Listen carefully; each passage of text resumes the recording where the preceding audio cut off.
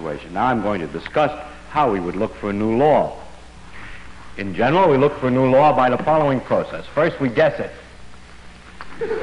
Then we well, don't laugh, that's really true. Then we compute the consequences of the guess to see what, if this is right, if this law that we guessed is right, we see what it would imply, and then we compare those computation results to nature, or we say compare to experiment or experience,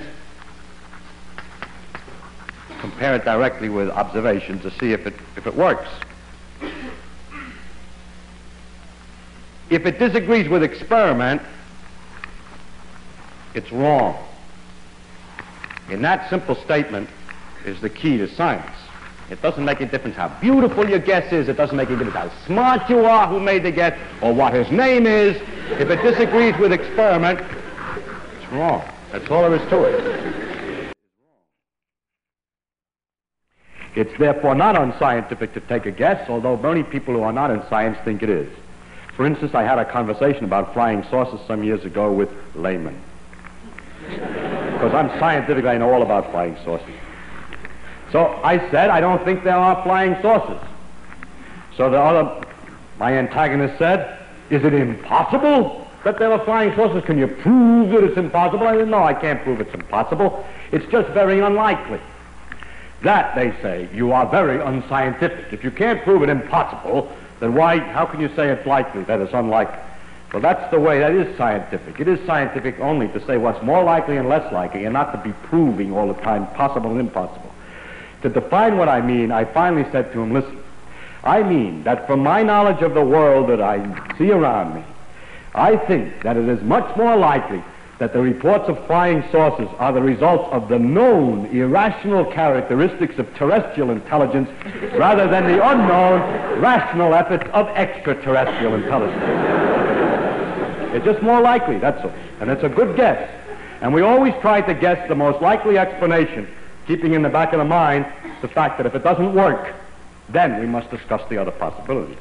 There was, for instance, for a while, a phenomenon called superconductivity. There still is the phenomenon,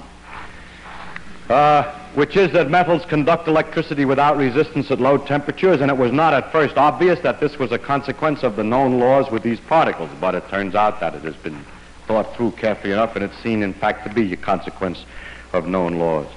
There are other phenomena, such as extrasensory perception, which cannot be explained by this known knowledge of physics here, and it is interesting, however, that phenomenon has not been well established, and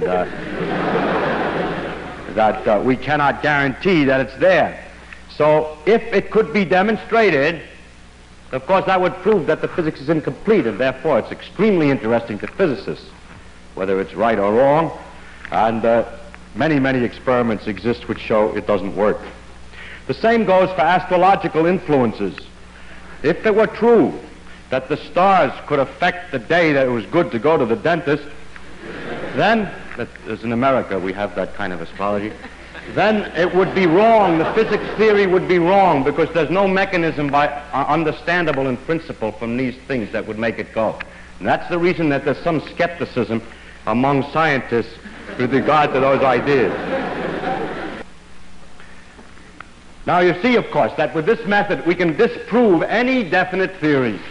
You have a definite theory, a real guess from which you can really compute consequences which could be compared to experiment, and in principle we can get rid of any theory. We can always prove any definite theory wrong. Notice, however, we never prove it right. Suppose that you invent a good guess, calculate the consequences, and discover that every consequence that you calculate agrees with experiment. The theory is then right? No, it is simply not proved wrong. Because in the future, there could be a wider range of experiments, you could compute a wider range of consequences, and you may discover then that the thing is wrong. That's why laws like Newton's laws for the motion of planets last such a long time. He guessed the law of gravitation, calculated all the kinds of consequences for the solar system and so on, compared them to experiment, and it took several hundred years before the slight error of the motion of Mercury was developed. During all that time, the theory had been failed to be proved wrong and could be taken to be temporarily right, but it can never be proved right, because tomorrow's experiment may succeed in proving what you thought was right wrong. So we never are right. We can only be sure we're wrong. However, it's rather remarkable that we can last so long. I mean, have some idea which will last so long. I must also point out to you that you cannot prove a vague theory wrong. If the guess that you make is poorly expressed and rather vague, and the method that you use for figuring out the consequences is rather a little vague, you're not sure. I mean, you say, I think everything's because it's all due to Muggles, and Muggles do this and that more or less, so I can sort of explain how this works.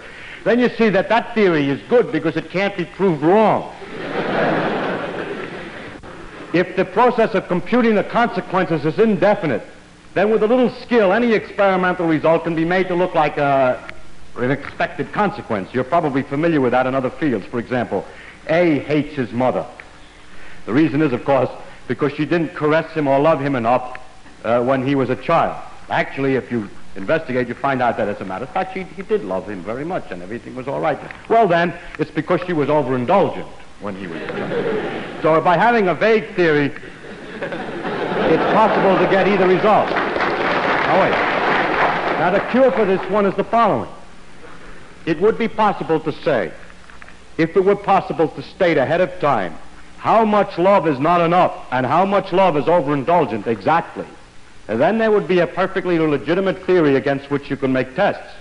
It is usually said when this is pointed out, how much love is and so on, oh, you're dealing with psychological matters and things can't be defined so precisely.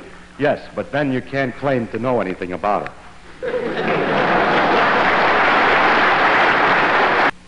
Now, I want to concentrate from now on, because I'm a theoretical physicist, I'm more delighted with this end of the problem, as to what goes, or how do you make the guesses. Now, it's strictly, as I said before, not of any importance where the guess comes from. It's only important that it should agree with experiment, and that it should be definite as possible, as definite as possible. But you say, then, it's very simple. We set up a machine, a great computing machine, which has a random wheel in it that makes a succession of guesses. And each time it guesses a hypothesis about how nature should work, computes immediately the consequences, and makes a comparison to a list of experimental results that it has at the other end. In other words, guessing is a dumb man's job. Actually, it's quite the opposite, and I will try to explain why. The first problem is how to start. You see, I'll start with all the known principles. But the principles that are all known are inconsistent with each other. So something has to be removed. So we get a lot of letters from people. We're always getting letters from people who are insisting that we ought to make holes in our guesses as follows. You see, you make a hole to make room for a new guess. Somebody says to you, people always say space is continuous, but how do you know when you get to a small enough dimension that there really are enough points in between? It isn't just a lot of dots separated by little distances. Or they say, you know those quantum mechanical amplitudes that you told me about, they're so complicated and absurd. What makes you think those are right? Maybe they aren't right. I get a lot of letters with such content, but I must say that such remarks are perfectly obvious and are perfectly clear to anybody who's working on this problem, and it doesn't do any good to point this out. The problem is not what might be wrong, but what might be substituted precisely in place of it. If you say anything precise, for example, in the case of a continuous space, suppose the precise proposition is that space really consists of a series of dots only, and the space between them doesn't mean anything, and the dots are in a cubic array. Then we can prove that immediately is wrong. That doesn't work. You see, the problem is not to change or to say something might be wrong, but to replace it by something, and that is not so easy. As soon as any real, definite idea is substituted, it becomes almost immediately apparent that it doesn't work. Secondly, there's an infinite number of possibilities of these simple types. It's something like this. You're sitting working very hard, you work for a long time trying to open a safe, and some Joe comes along who doesn't know anything about what you're doing or anything except that you're trying to open a safe. He says, why don't you try the combination 10, 20, 30? Because you're busy, you're trying a lot of things. Maybe you already tried 10, 20, 30. Maybe you know that the middle number is already 32 and not 20.